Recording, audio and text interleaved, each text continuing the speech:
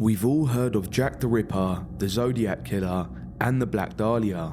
These unsolved murders are so infamous that they've inspired numerous theories and still have an impact on us today. But with so many unsolved murders out there in the world, there are often a few creepy cases that go unheard of.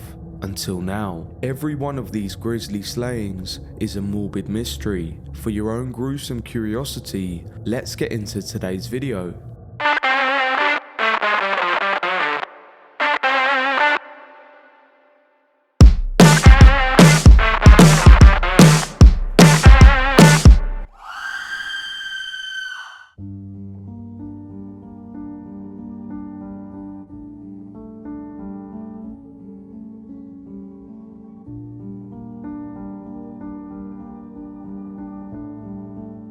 On June 5th, 1936, two boys who had cut school to go fishing found a rumpled pair of pants under a tree on the city's east side. Tied up in the pants was a man's severed head. The nude, drained of blood body was found near a nearby railroad track soon after. The cause of death was decapitation. It was the fourth dismembered body to show up in less than a year, and the Cleveland police realized that they had a serial killer on their hands.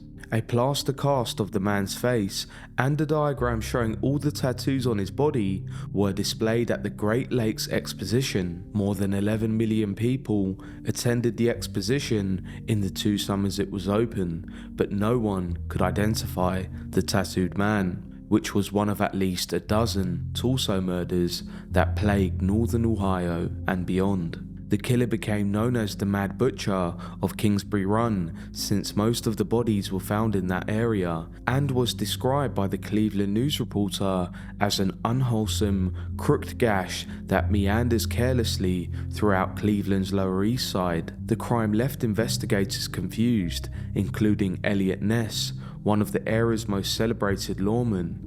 By the time Ness took office, the Mad Butcher had already claimed 4 victims. The first 2 were found in September 1935, both decapitated, drained, and washed with their genitals mutilated. One was never identified, the other was Edward Andrassy. A year earlier, the lower half of a woman's torso, down to the knees, had been washed ashore east of Cleveland. The Lady of the Lake was later determined to be the Mad Butcher's first victim. Body parts continued to pile up. Lead police investigator noted similarities between the torso murders and other dismemberment killings in western Pennsylvania, theorizing that the killer might be hopping on trains and hiding bodies in boxcars, as Kingsbury Run and the city of Cleveland had plenty of railroad tracks. The Cuyahoga County coroner said the precision of which the bodies had been dismembered led him to believe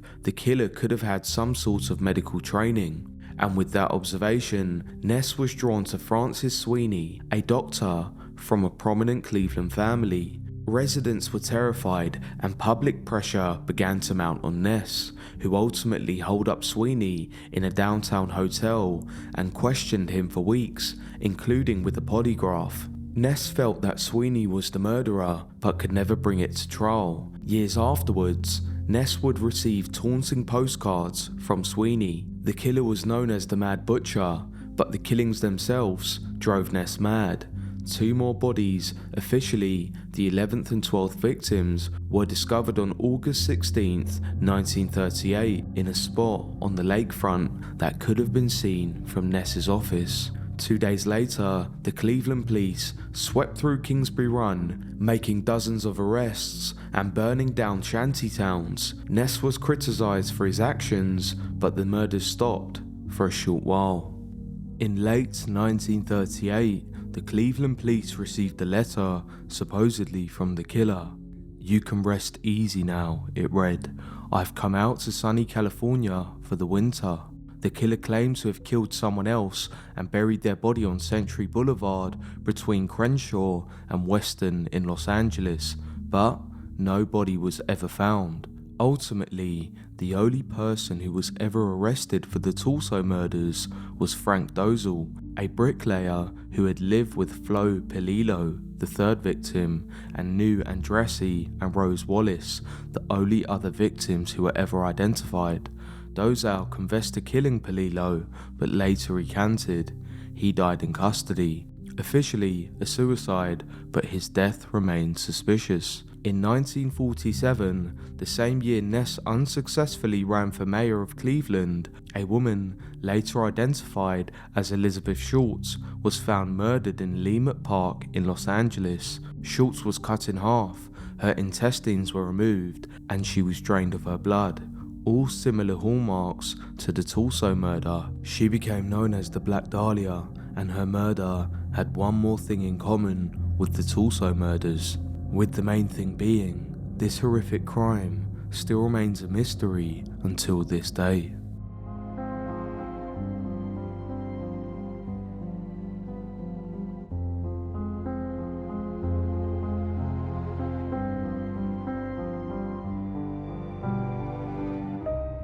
It was December 3rd, 1957, when 7-year-old Maria Rudolph went missing on a street corner in Sycamore, Illinois. 5 months later, Maria's remains were found 100 miles from Sycamore in Woodbine, Illinois. It wouldn't be until more than 50 years later that the case had what was initially thought of as closure, which turned out to be false. 7-year-old Maria Rudolph was playing with her best friend Kathy on the first snowfall of the year when a mysterious man offered Maria a piggyback ride. Maria's friend Kathy was the last to see Maria Rudolph alive, and the last she saw of Maria was a strange man hoisting her on his back and trotting off down the street. Kathy had gone inside to get some gloves to fight against the harsh cold when she came back outside on the street, and both the man and Maria were gone.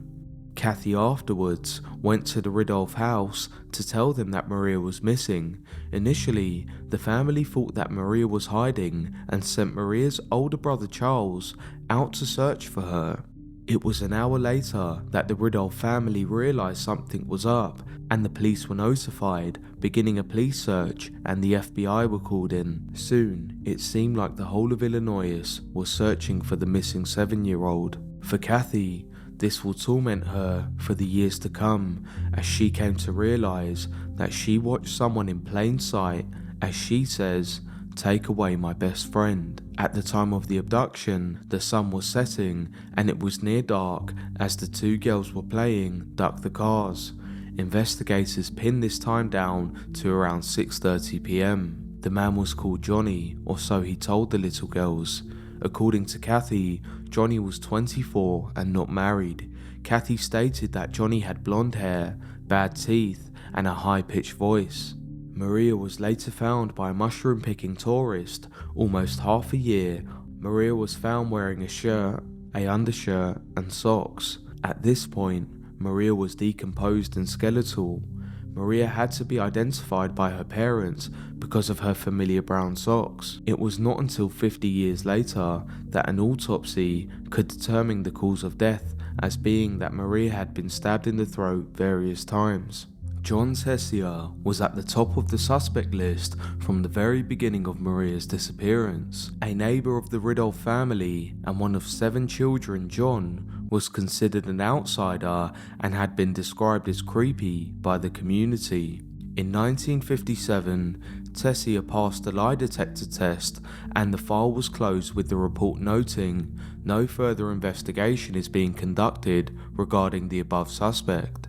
At the time, police did not have a schoolbook photograph, and therefore Kathy was not asked to identify John Tessier. John was born in Northern Ireland in 1939 to a British sergeant. John moved to the USA at the age of 7 and grew up in Illinois. Between the Maria case, John lived a fairly quiet life, serving in the military for 13 years, where he rose to the rank of captain. He was also a police officer and worked in security. It was in 1982 where John first broke the law when he was charged with statutory, which was later downgraded into a misdemeanor.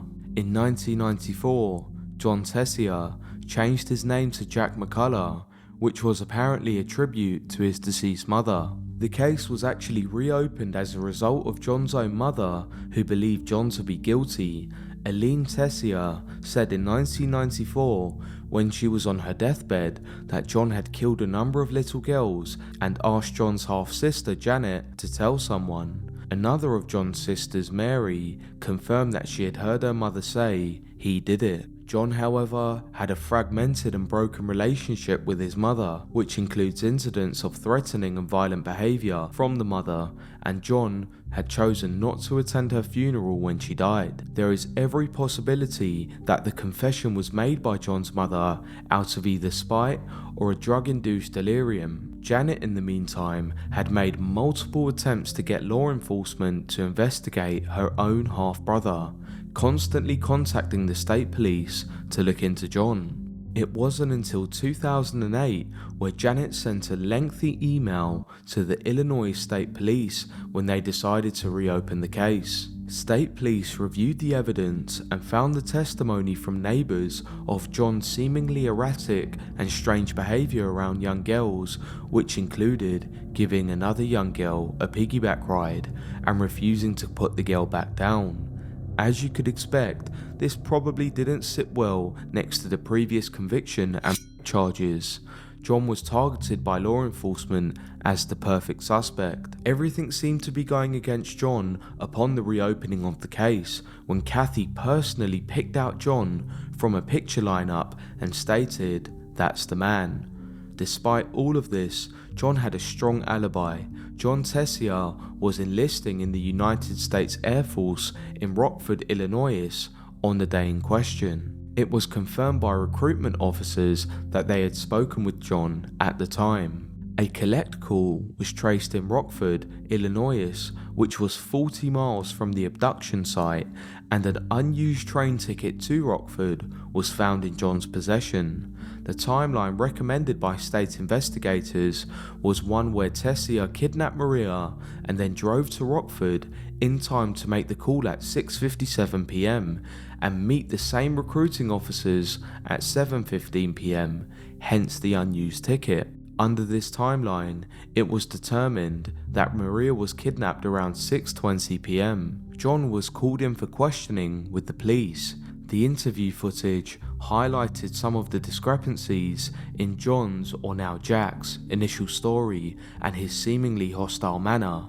Maria's body was then exhumed, but there was no DNA evidence that could be found on Maria's remains and nothing to link to John using forensics, with different inmates testifying that John had discussed killing Maria to them with two different accounts of the cause of death, neither similar to Maria's actual death, and with the details of John's alibi withheld during trial, it seemed that John Tessier was doomed at trial. John was convicted by a jury for the abduction and murder of Maria and given a life sentence.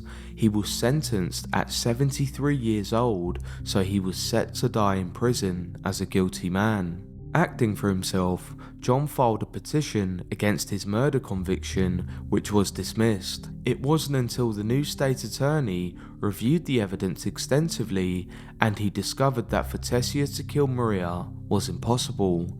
This included reviewing the collect call and the distance from Rockhold to Sycamore. In April 2016, the murder charge was dismissed without prejudice, and on April 12, 2017, John Tessier was officially declared an innocent man and released from prison. The Maria Rudolph murder had gone from unsolved to cold to solved and now back to unsolved, and this is where we are at the time of this video.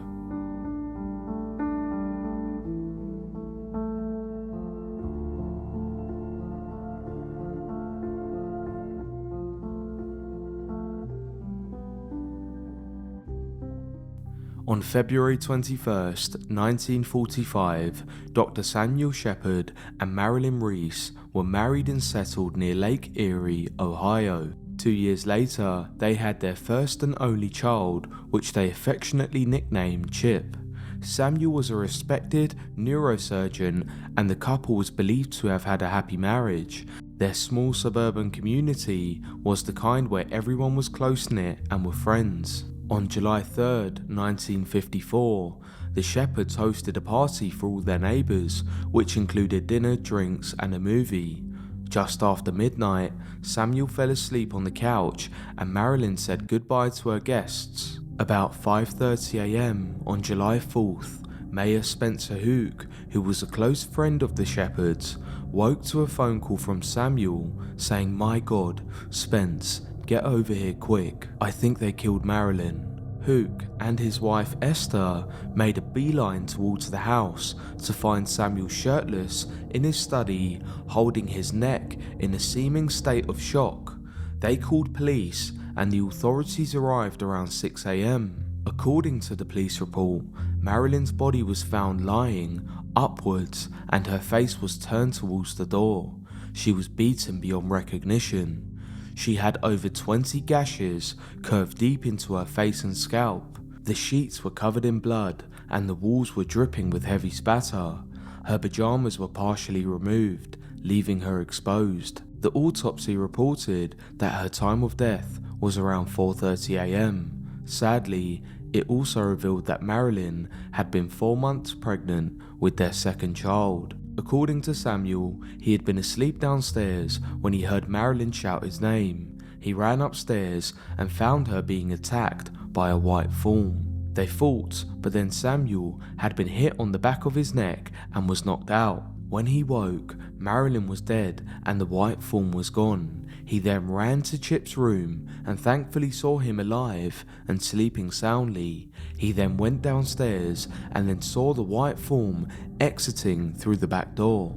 He then chased the tall and bushy-haired figure down to the shores of Lake Erie. Samuel then explained he lunged at the strange figure, but then he said, "I felt myself twisting or choking and that terminated my consciousness." When Samuel came to consciousness, it was nearly dawn and his shirt and watch were missing. However, even though he was the only witness to the crime, Samuel became the most likely suspect. On December 21st, 1954, after extensive deliberating for 4 days, the jury found Shepherd guilty of second-degree murder. He was sentenced to life in prison but staunchly maintained his innocence. Eventually, his life sentence was overturned and the real story about what happened to Marilyn Shepherd remains a mystery. That's it for today, guys. I hope you enjoyed part 3 of our cold case series. If you like this sort of content, please let me know in the comments down below and subscribe to the channel because we'll be uploading part 4 sooner than you think. Hopefully, I'll see you guys in the next one.